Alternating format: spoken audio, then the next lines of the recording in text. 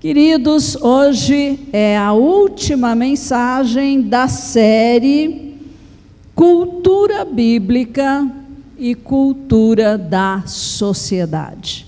Nós estivemos, fazendo aí um paralelo, uma comparação, ou olhando para o viés, o contrário, da cultura da Bíblia.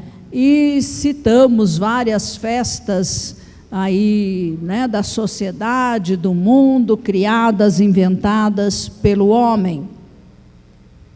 E quando nós chegamos na cultura bíblica, nós vemos que a autoridade é Deus. É Ele quem ordena, é Ele quem orienta para se comemorar alguma festa. A festa de hoje, festa de Hanukkah, versus sacrifícios de louvor. Porque nós vamos ver aqui uma atitude de um sacrifício enorme para restaurar, para manter o louvor ao Senhor.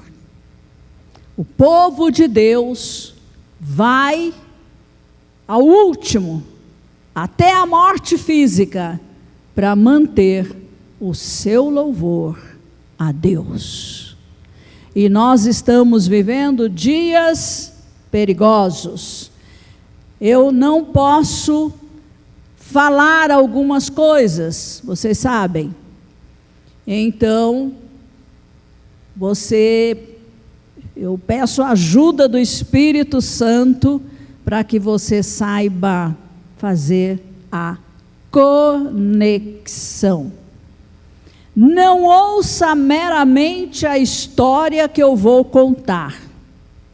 Traga para a sua vida, traga para os nossos dias, aqui, agora, onde nós estamos vivendo. Amém? Então, saiba ouvir. Isso é muito importante para que você aprenda. Porque a mensagem, ela deve ser assimilada e deve ser praticada. Aquilo que você sabe, mas não pratica, na verdade, não sabe não.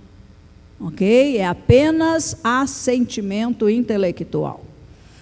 E essa história, ela está no livro dos Macabeus, que não está na Bíblia evangélica, na nossa Bíblia, não faz parte do cânon da nossa Bíblia.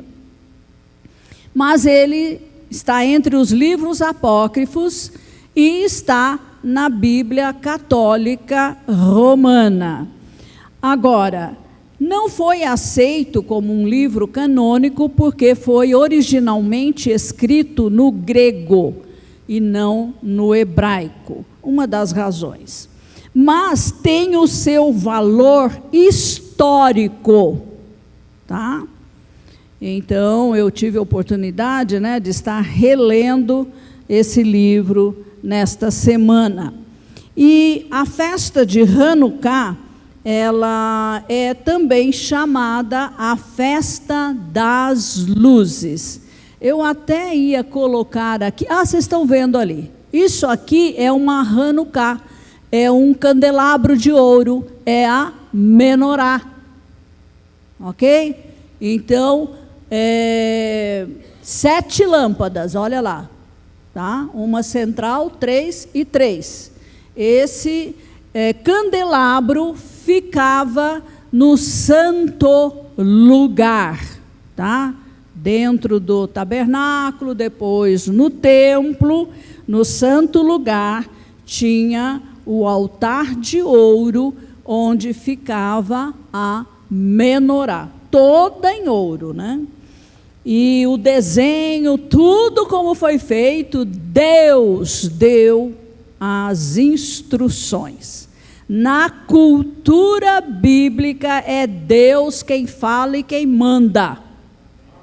não é o ser humano, é Deus acima de tudo e de todos. Ao contrário do humanismo que coloca o homem no centro de todas as coisas e está errado. Um breve histórico. Durante o período que vai desde Esdras e Neemias até Dario III, Israel viveu um tempo de relativa paz, sossego, né, sob o domínio dos persas. Então, estavam os persas dominando a nação de Israel. Eles estavam sob domínio, né?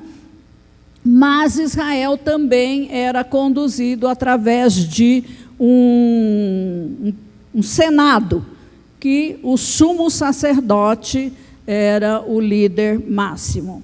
Quando Dario e os persas foram derrotados por Alexandre o Grande, que é os gregos, né? Os israelitas passaram agora a ficar sob o jugo do Império Grego, né? E só que Alexandre, ele governou pouco tempo, 12 anos, e morreu. E antes da sua morte, ele dividiu o seu reino, né, entre os 4 generais, seus amigos. Dividiu em 4 partes. E o reino da Síria, Pérsia, Síria, mesma coisa, tá? Ficou com os Seleucidas e o Egito com os Ptolomeus. E muitos israelitas foram contaminados com o paganismo que veio da Grécia, desse domínio do Império Grego. E muitos judeus se deixaram helenizar, ou seja, adotaram a cultura grega. Esse é o grande problema, tanto de Israel quanto da igreja. Misturar a cultura da Bíblia com a cultura do mundo, da sociedade pagã, longe de Deus, que não teme a Deus, que não obedece à sua palavra. E eles foram, claro, muito ajudados nisso pelas autoridades, né, da Síria, pelos reis da Síria, porque a Grécia, ela tinha uma outra tática quando subjugava outras nações, outras culturas. Eles faziam de tudo para remover a cultura daquela nação, daquele povo, e impunha a sua cultura. Então, eles não estavam interessados em matar as pessoas, mas mudar a sua cultura. E o mundo ocidental tem uma influência muito forte desse pensamento grego, tá? Os romanos dominaram o Império Grego na força, mas o Império Grego venceu o Império Romano na cultura. Irmão, isso é muito mal. Muito mal. Porque a cultura dos gregos era contrária à cultura de Deus, da palavra de Deus. E aqui nós estamos no tempo de Antíoco IV Epifânio, e que começou aí as perseguições religiosas.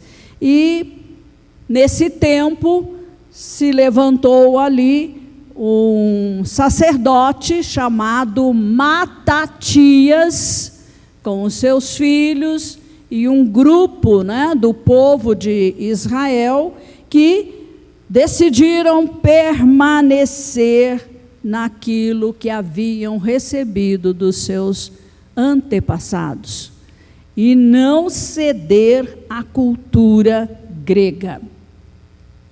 E depois, quando eles venceram, houve a rebelião dos macabeus. Quando eles venceram, então, aí foi criada uma nova dinastia de sacerdotes conhecida por Asmoneus. E, por meio de mensageiros, Antíoco enviou a Jerusalém e às cidades de Judá cartas, dizendo que eles deveriam aceitar os costumes do novo Senhor da terra, o dominante, e que suspendessem todos os sacrifícios, as ofertas no templo, que violassem os sábados e as festas, profanassem o santuário, erigissem altares, templos, ídolos, e sacrificassem porcos e outros animais considerados imundos, ali nas instruções que o Senhor deu a Moisés. Então, que deixassem também de circuncidar os seus filhos e praticassem toda sorte de abominações, a fim de que, para que eles se esquecessem de Deus e da sua lei. Alvo: esqueçam o seu Deus e esqueçam o que ele disse. E transgredissem aí todos os mandamentos do Senhor. Todo aquele que não obedecesse à ordem do rei seria morto. E o rei nomeou aí inspetores, fiscais, para obrigarem o povo a cumprir a sua vontade. E foram muitos aqueles dentre o povo que aderiram, cederam e abandonaram os caminhos do Senhor, as suas instruções, e esses foram poupados, Se você faz o que nós estamos mandando, você vive miseravelmente, mas você vive. Agora, se você não faz, você é morto, é martirizado. E aqueles que quiseram obedecer a Deus tiveram que fugir, deixando todos os seus pertences para trás, e foram se esconder no deserto, nas cavernas, para sobreviverem e não transgredirem a palavra de Deus, para que o povo de Deus não fosse totalmente exterminado. As portas do inferno não prevalecerão contra a igreja do Senhor Jesus Cristo. Quantas perseguições já se levantaram contra a igreja, mas a igreja continua em pé. Glória a Deus por isso. Deus cuida dos seus e Ele não vai deixar que a semente desapareça. Deus tem planos. Eles, os inimigos, os persas, rasgaram, queimaram todos os livros da lei. Quantas vezes já queimaram Bíblias? Quantas? E a Bíblia continua aí. Todos nós temos, uma quantidade enorme de Bíblias, ok? A palavra de Deus. Todo aquele que tivesse qualquer livro que se referisse à aliança com Deus, essa pessoa era martirizada e os livros queimados. O decreto do rei era decreto de morte. Então, isso, vejam que ao longo da história, né, sempre aconteceu com os judeus e também com a igreja. Vocês sabem que há nações em que é proibido ter Bíblia, é proibido ter uma igreja cristã, é proibido. Há mártires nessas nações. E tudo pelo decreto de alguma autoridade. Alguém que tomou o governo. Alguém que tomou posse da nação. E agora dita todas as ordens. Esquecendo-se de que há um Deus no céu. Esquecendo-se que Ele tem um povo. E quem luta contra o povo de Deus, luta contra Ele mesmo, né? Muitos israelitas, então, resolveram não se contaminar e preferiram violar a lei do rei e obedecer à lei de Deus, né? E foi terrível a calamidade que caiu sobre Israel. Matatias era sacerdote e ele tinha 5 filhos: João, Simão, Judas, Eleazar e Jonatas, que, vendo as abominações que estavam sendo praticadas em Judá e Jerusalém, Matatias e seus filhos rasgaram as suas vestes, cobriram-se de saco e fizeram um grande pranto. Era assim que os judeus se arrependiam.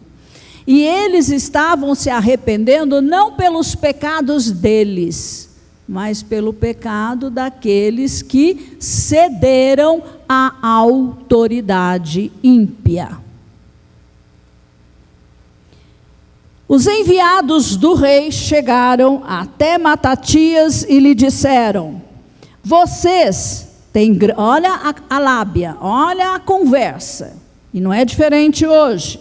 Vocês têm grande influência e autoridade nesta cidade, a cidade de Modim. Vem, pois, e ser o primeiro a executar a ordem do rei, como fizeram todas as nações, os habitantes de Judá e os que ficaram em Jerusalém. Você e os seus filhos serão contados entre os amigos do rei. Olha aí.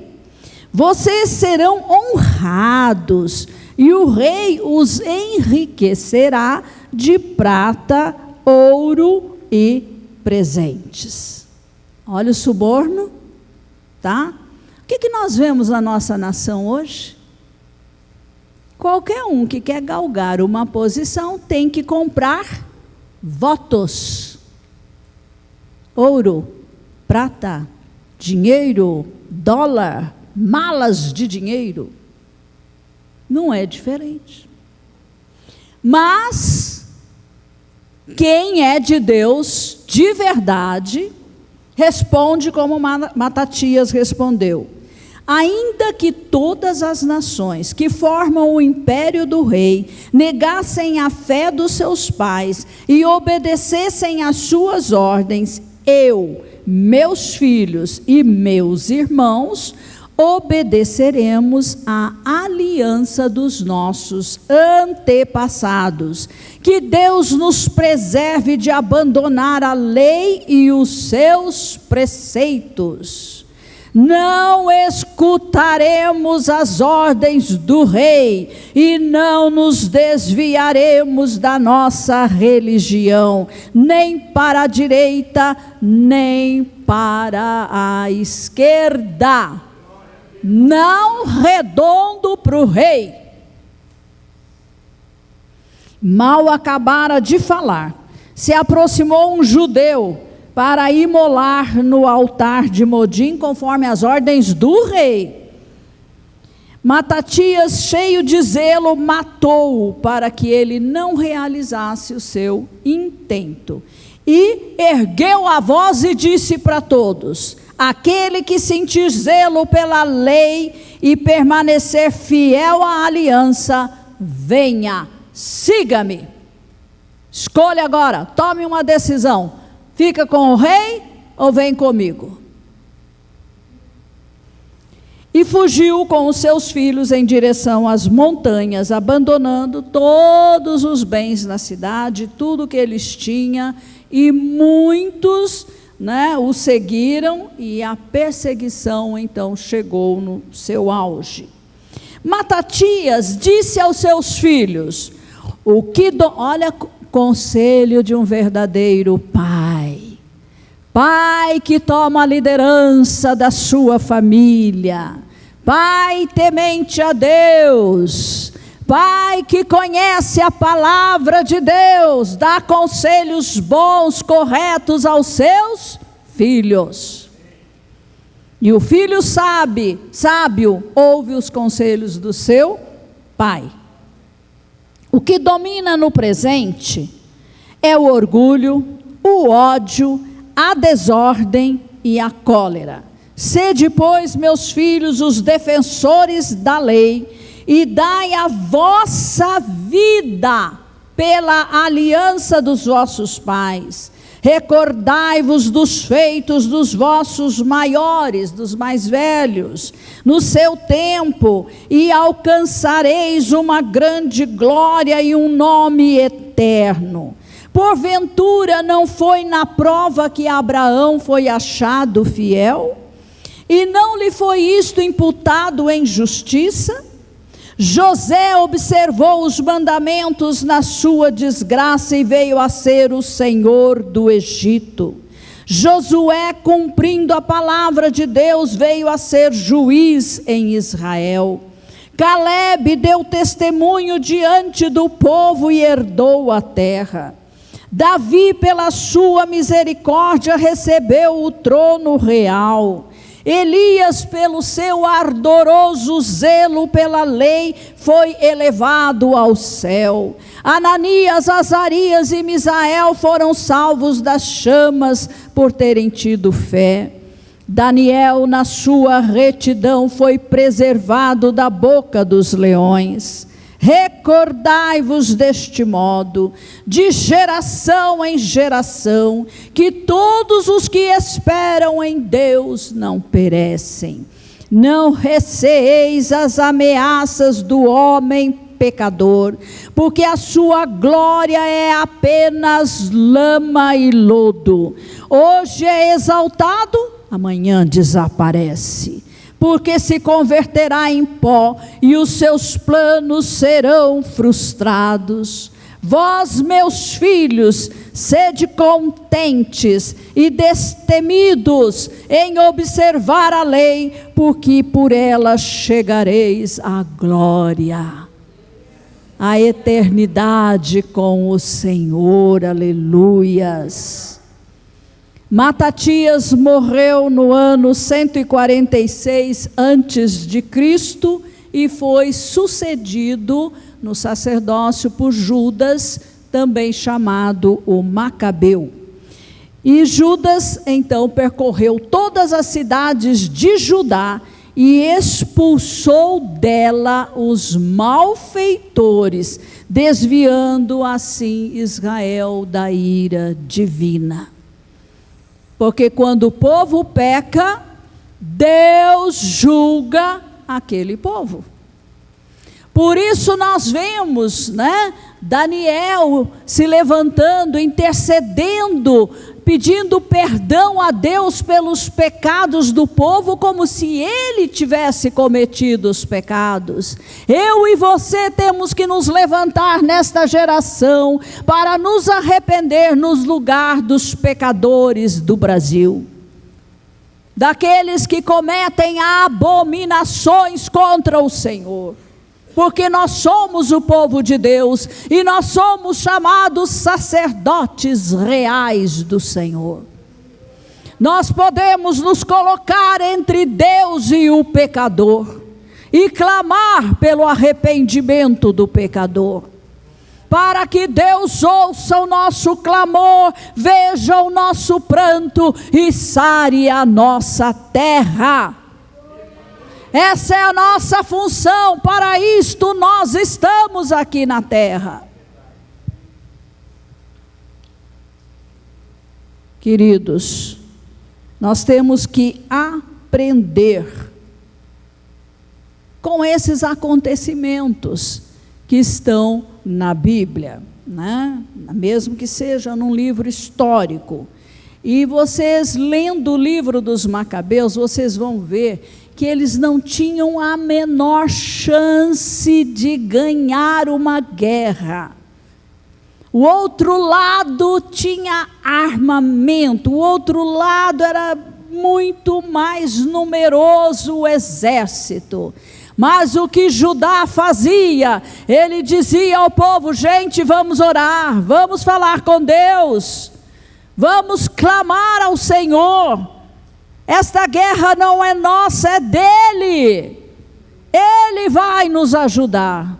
E ele vencia todas, mesmo sendo minoria. Minoria com Deus é maioria. Verdade? Né? Restabelecimento do culto. Judas reuniu todo o exército, aí subiram ao Monte Sião, onde estava o templo. E ao verem, né, a desolação do templo, o altar profanado, as portas queimadas, os átrios cobertos de ervas, mato nasceu ali no santo lugar, no átrio, ali fora, os aposentos demolidos, que eles fizeram? Rasgaram suas vestes, cobriram-se de cinzas, deitaram suas cabeças no chão, lamentaram, choraram, clamaram, pediram perdão a Deus. E Judas escolheu sacerdotes irrepreensíveis, zelosos pela lei e que purificaram o templo. Então eles estavam agora aqui restabelecendo o culto, o verdadeiro culto, aquele como o Senhor aceita. Porque se Deus não aceita, não importa quanto barulho você vai fazer, ou quanto choro, ou sei lá o quê, Deus tem que aceitar o nosso culto. Ele purificou tudo, tirou as pedras do altar, onde sacrificaram porcos. Ele não manteve essas pedras contaminadas. Ele removeu, colocou outras pedras, consagrou tudo ao Senhor. E ali voltaram a adorar a Deus como lhes era ordenado. É isso, queridos. Tem que limpar para poder adorar. Onde tem sujeira, tem que tirar. Porque se adorar no meio da sujeira, Deus não aceita. Ele não recebe. Estão entendendo?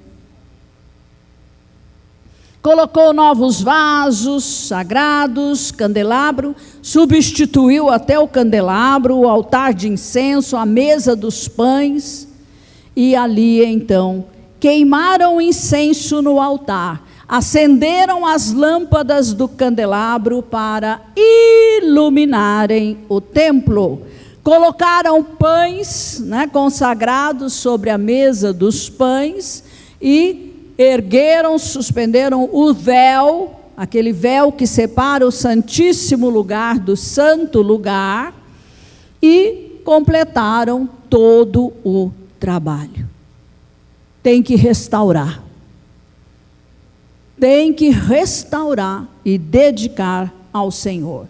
No dia 25 do 9º mês, que é o mês de Quisleu, do ano 148, então eles levantaram muito cedo e ofereceram sacrifícios conforme a lei. Eles estavam debaixo da lei, né? A lei de Moisés, e fizeram conforme as instruções.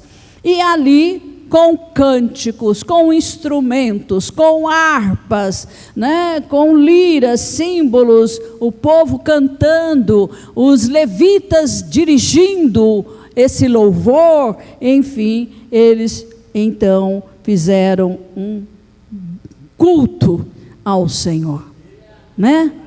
Restauraram o culto a Deus durante 8 dias. Não é uma horinha, não. Não é 30 minutos, não, viu?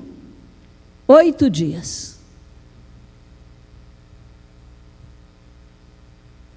Como é diferente hoje, né? 1 hora já está sendo muito para alguns. E vejam, Judas e os seus irmãos e toda a assembleia, né? Então, ali, nessa semana de adoração a Deus. A palavra Hanukkah significa dedicação, consagração. Dedicação, consagração. E o que pode ser consagrado ou reconsagrado a Deus? Quando nós oramos aqui coletivamente, nós temos um tipo de oração que se chama oração de consagração. E nós fazemos esse tipo de oração antes de entrar nas intercessões. E você pode consagrar um altar, um templo, as muralhas de uma cidade, uma casa, uma vida, um instrumento. Quando nós compramos equipamentos aqui para a igreja, nós ungimos e consagramos ao Senhor. Cláudio, pegou, né? Foi comprado algumas coisas novas, aí vocês vão ter que subir e ungir, viu? Ou ungir antes de colocar lá em cima. Então, nós temos que entender isso. Em Neemias 12, 27, lemos: na dedicação dos muros de Jerusalém, procuraram aos levitas de todos os lugares para fazê-los vir, a fim de que fizessem a dedicação com alegria, louvores, cantos, símbolos, alaúdes e harpas. O Talmud faz referência ao milagre do óleo, que foi utilizado para acender a menorá. Aquela menorá era provida de óleo, tá? Então, ali o serviço do santo lugar, um deles era realmente substituir, né, o óleo, limpar os pavios e tudo, e colocar óleo novo, né? E o óleo que havia ali na menorá não daria para um dia de adoração. E milagrosamente durou 8 dias. O azeite não acabou. Azeite, lâmpada, luz, ok? Iluminação. Então, 8 dias de milagre, né? E a influência da cultura grega, ela é muito forte no mundo, principalmente no Ocidente.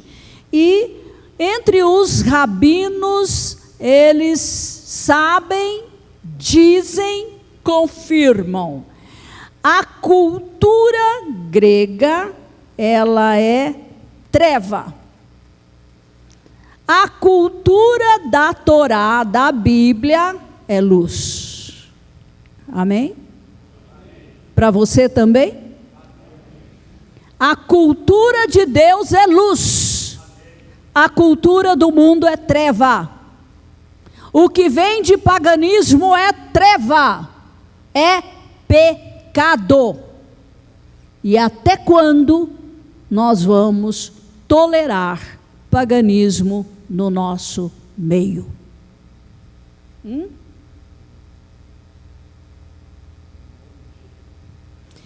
Cultura pagã é trevosa, obscura.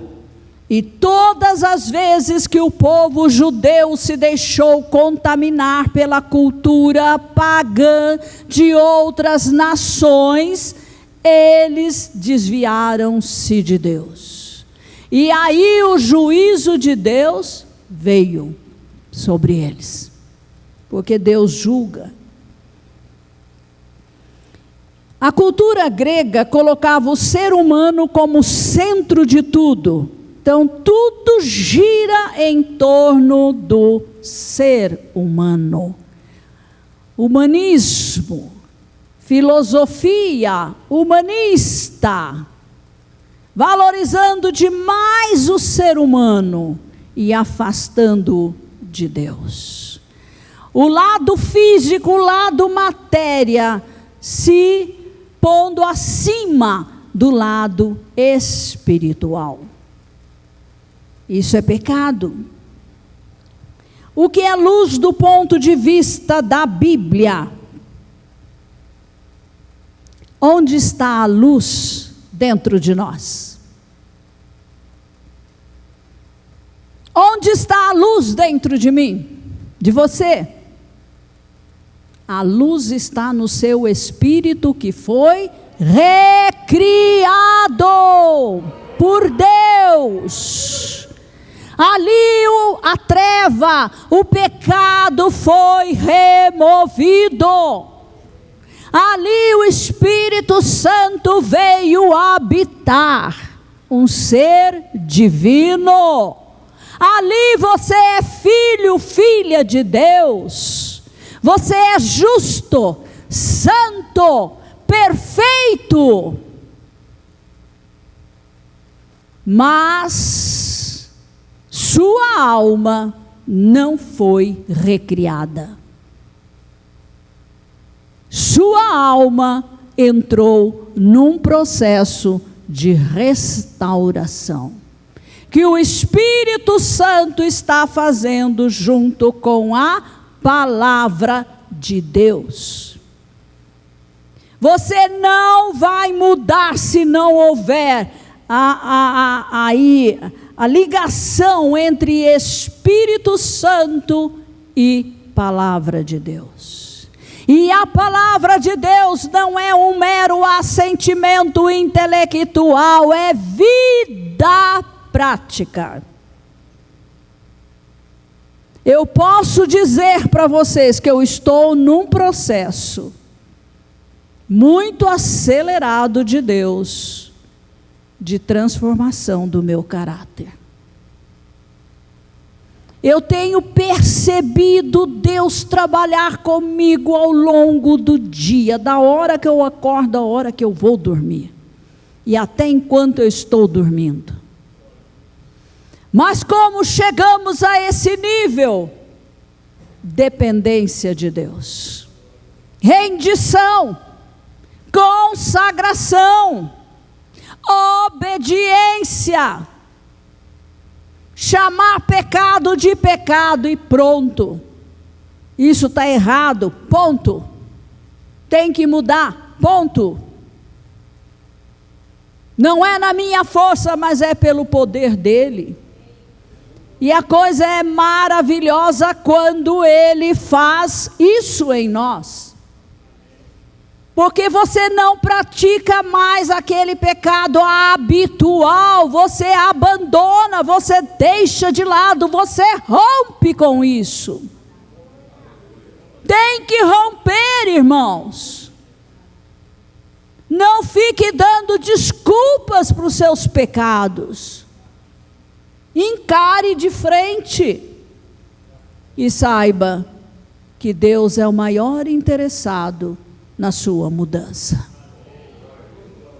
Queridos, unção, poder está atrelado à santidade. É uma infelicidade quando pessoas muito imperfeitas são usadas com poder, que fazem muito estrago. Ao mesmo tempo que são usadas, elas escandalizam e geram incredulidade no poder de Deus. Agora, quanto mais santo, mais poder você vai ter na sua vida. Nós podemos fazer tudo, orar bastante, ler Bíblia bastante, evangelizar bastante, discipular bastante, mas se você não for depurado no fogo do ourives divino, você não será ouro puro. As escórias ficam por aí. Deus vai tratando conosco. E eu sempre orei e oro: Senhor, não me deixe entregue a mim mesma. Porque se eu ficar entregue a mim mesma, vai ser um desastre. A carne, ela aflora. E a carne é treva, não é luz. Meu espírito é luz, mas a minha alma ainda tem trevas. Porque toda vez que você peca, trevas na sua alma.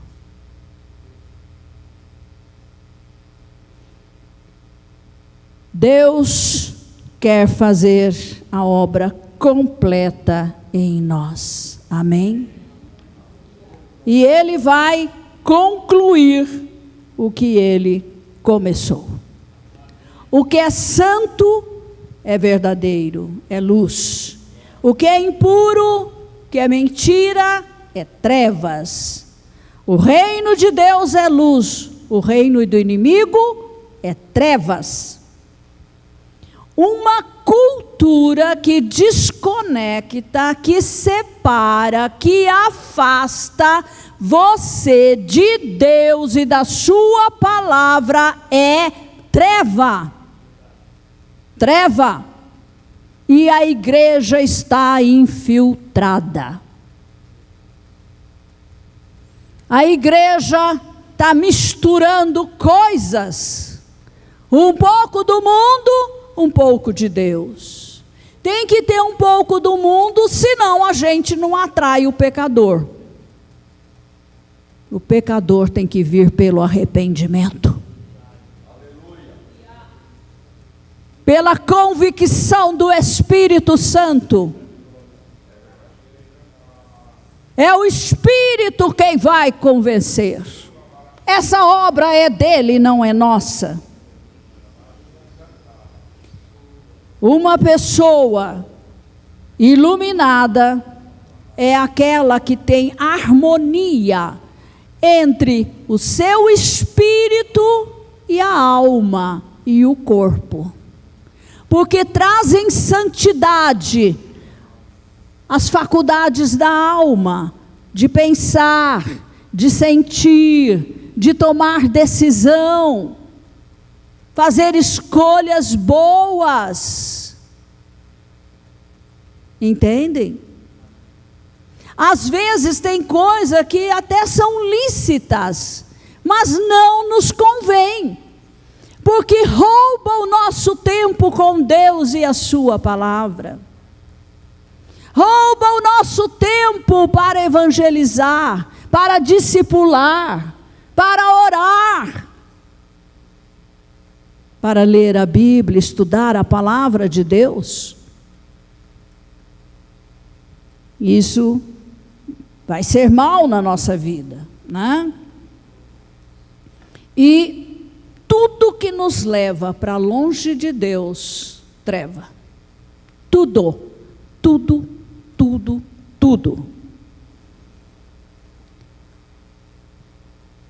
Hoje nós estamos diante aí, né?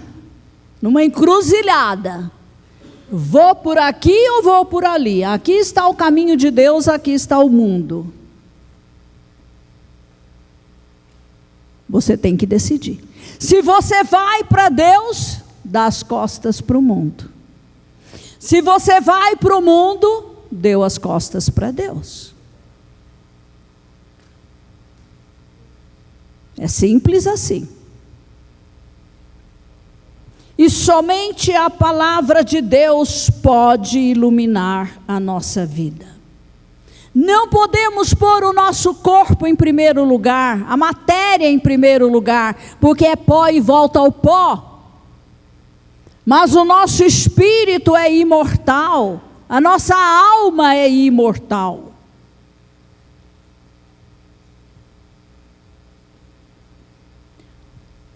A palavra de Deus, em João 8,12, Jesus afirmou: eu sou a luz do mundo. Quem me segue não andará nas trevas, pelo contrário, terá a luz da vida. Eu sou a luz do mundo. O que eu falo, o que eu ensino, o que eu prego é luz. E por isso, em fevereiro, nós vamos pregar sobre as mensagens de Jesus. Jesus falando, é disso que nós precisamos. Em Mateus 5:14 e 16, Jesus disse sobre os seus discípulos: vocês são a luz do mundo. Assim brilhe também a luz de vocês diante dos outros, para que vejam as boas obras que vocês fazem e glorifiquem o Pai de vocês que está nos céus. Então nós somos luz, assim como Jesus é luz. Quanto mais Cristo estiver em nós, quanto mais de Cristo nós tivermos, menos de nós mesmos e menos do mundo. E esse é o nosso alvo, é o desafio para a nossa vida, né? Olhe para você mesmo e pergunte-se: como está o meu viver aqui na terra? Como ele poderia ser classificado?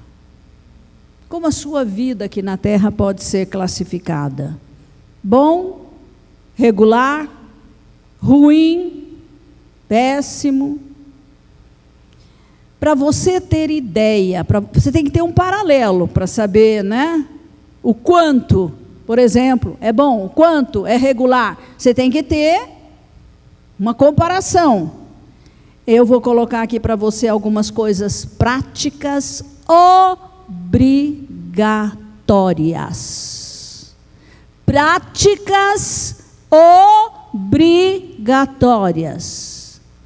Diga, práticas obrigatórias.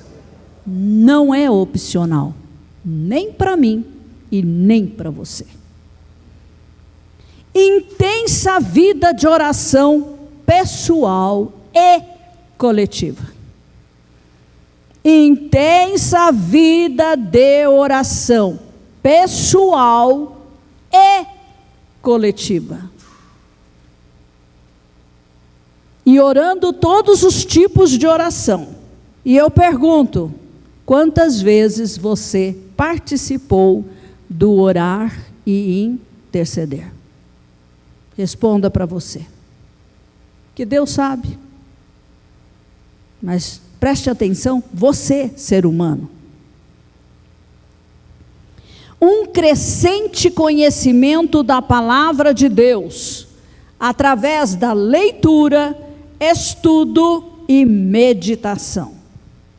Conhecimento intelectual não basta. Precisa do conhecimento revelado pelo Espírito Santo. E conhecimento é vida prática. Conhecimento é praticar. Conhecimento é praticar. Conhecimento é praticar. Conhecimento é praticar. Não é meramente verbalizar.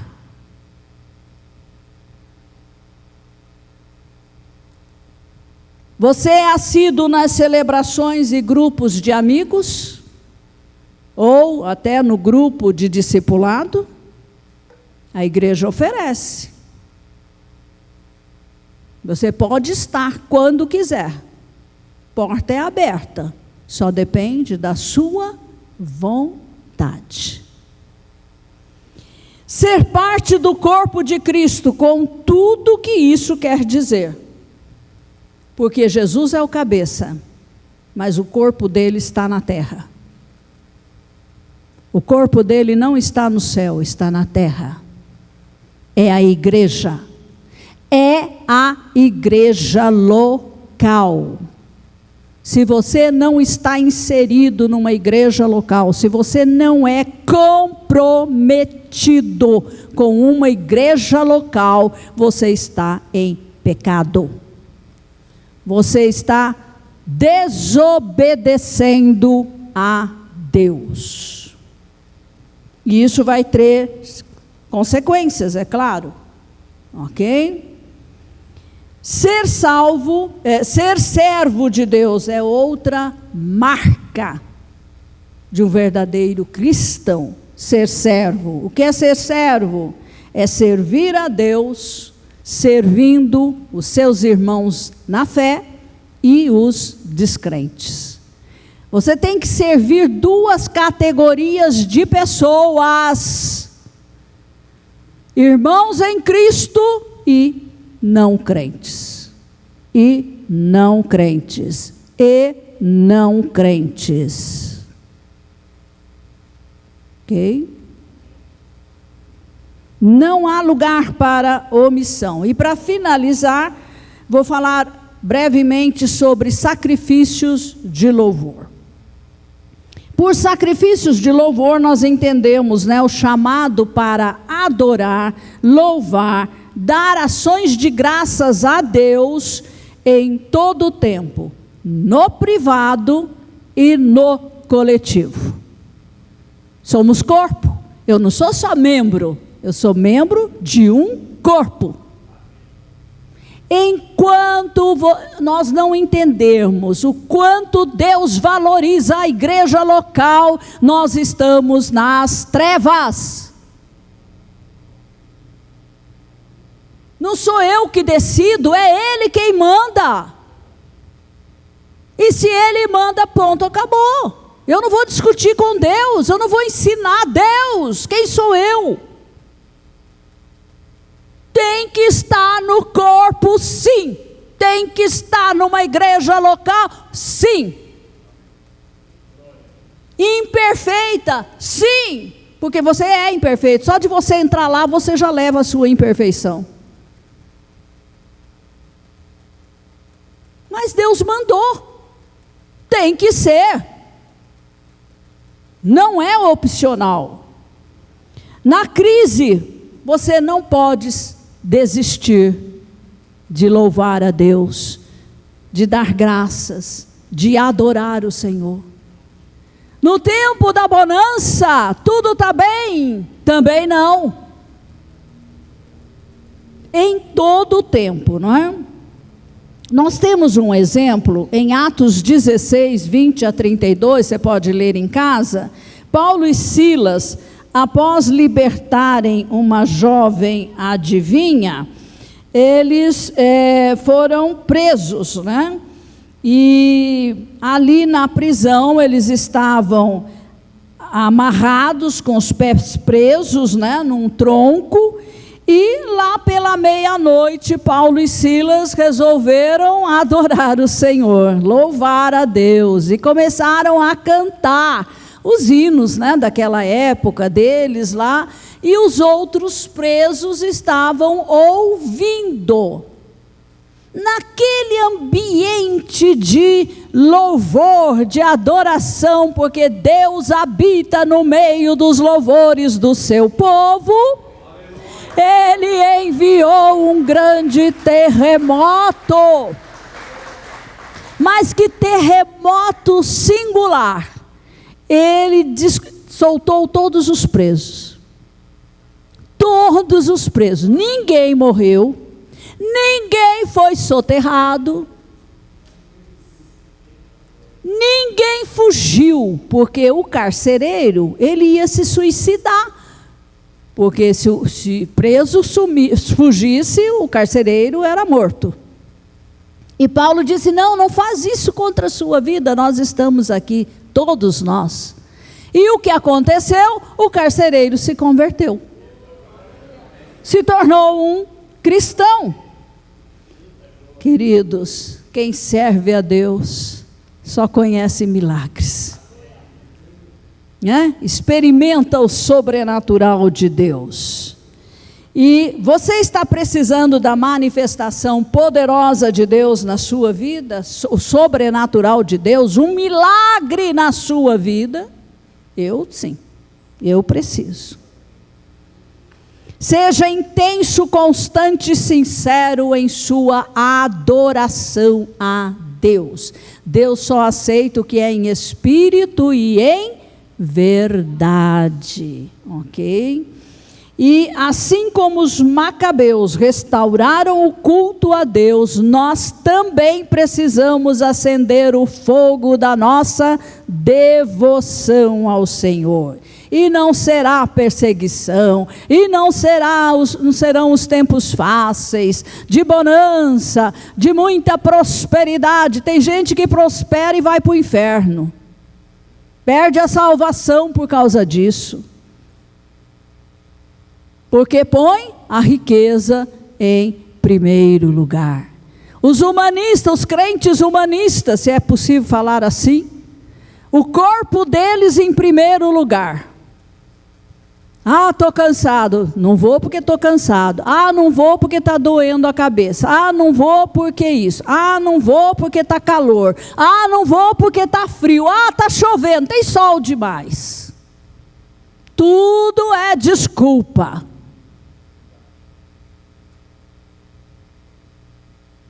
Algo precisa mudar aí.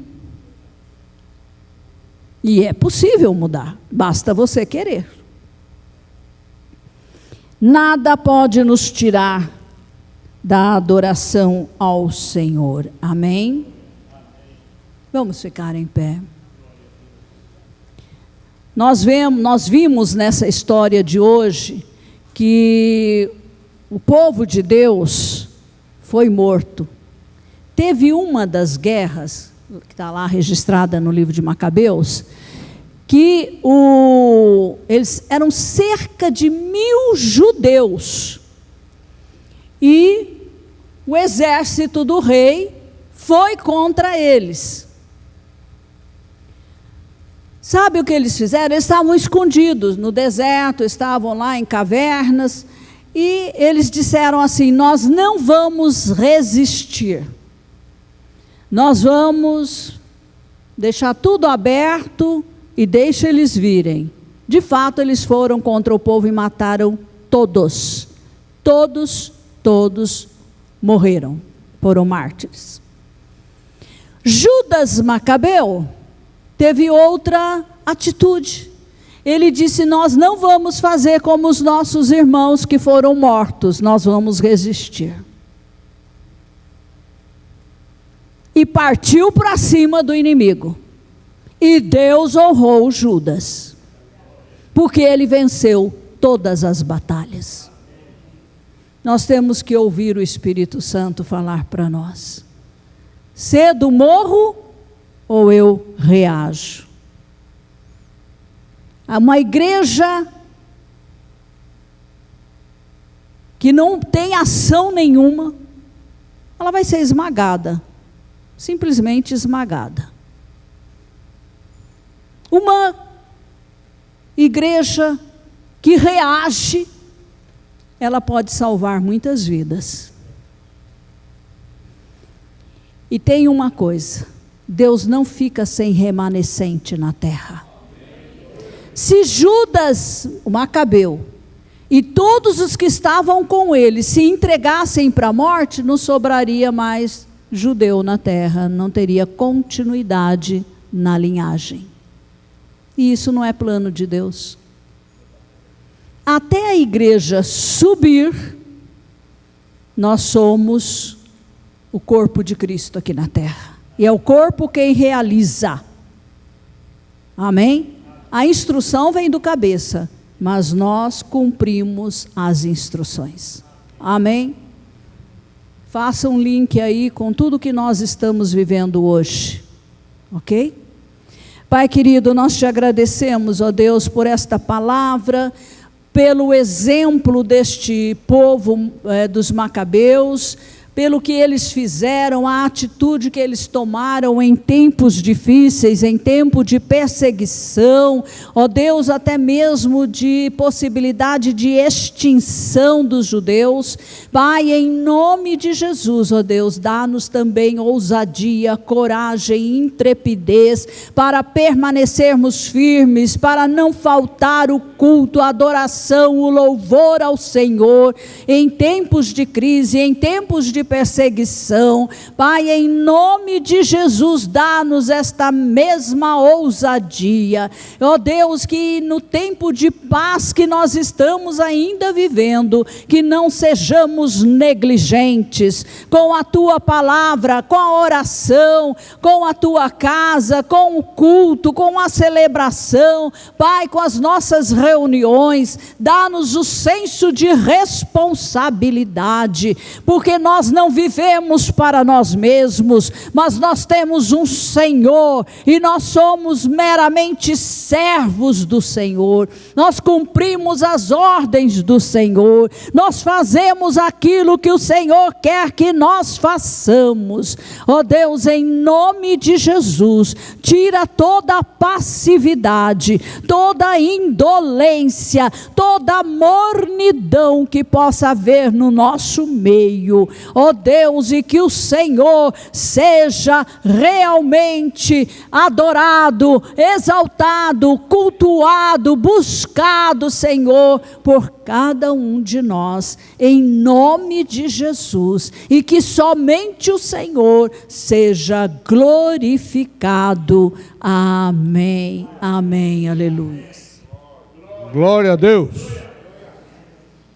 Queridos,